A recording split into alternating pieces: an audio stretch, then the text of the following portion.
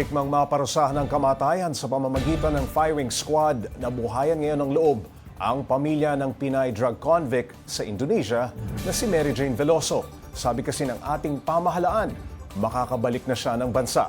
Para bigyan ng mukha ang balita, Mobile Journal Julie Baiza. Ayan po, ayan. Ayan po yung kwarto niya. Inihahanda na ng pamilya Veloso ang kwartong ito sa kanilang tahanan sa General Natividad, Cabanatuan. Para raw yan sa nalalapit na pag-uwi ni Mary Jane Veloso, ang Pinay na nasa death row sa Indonesia dahil sa kasong drug trafficking. Matatanda ang inaresto si Veloso noong April 2010 nang mahulihan siya ng 2.6 kilograms ng heroin sa Yogyakarta Airport.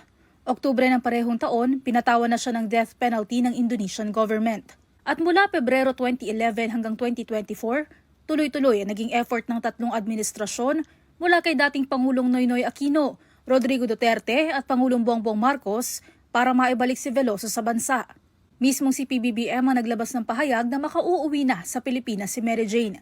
Kaya ang nanay niyang si Celia, tuwang-tuwa na malapit nang makasamang muli sa bansa ang anak. Napakasaya po namin. Ibig po namin magtitili, maglulundag. Hindi namin alam kung tatakbo kami o ano. Hindi na po kami nakakakain tatay, pati mga kapatid.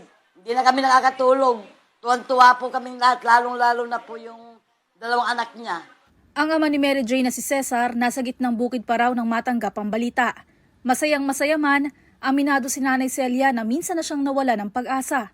Alam po ba ninyo na ang asa-isipan po namin ni tatay siguro talagang ipinanganak ko lang si Merjin na doon magtitira sa Indonesia.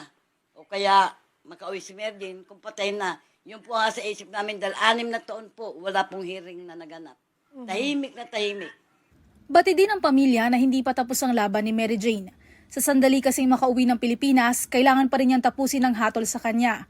Pag-uusapan pa ng pamahalaan kung gaano katagal ang magiging sintensya ni Veloso sa bansa. Ipinaliwanag naman ng Department of Justice ang proseso sa pag-uwi ni Mary Jane. The process that we had to go through, as also mentioned by Yusek De Vega, was the Indonesian government asked or requested that the Department of Justice, through the Secretary, write a letter of request requesting for the transfer or repatriation of Ms. Mary Jane Veloso back to the Philippines, which we have already accomplished. Sa ngayon, hinihintay pa ng pamahalaan ang formal answer o sagot ng Indonesia sa request.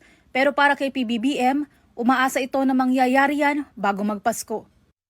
Higit 1 dekada nang nakakulong sa Indonesia si Mary Jane, kaya't magiging maagang pamasko raw para sa kanyang pamilya kung tuluyan na siyang makababalik sa kanilang piling. Mobile Journal Julie Baiza po, hatid ang mukha ng balita.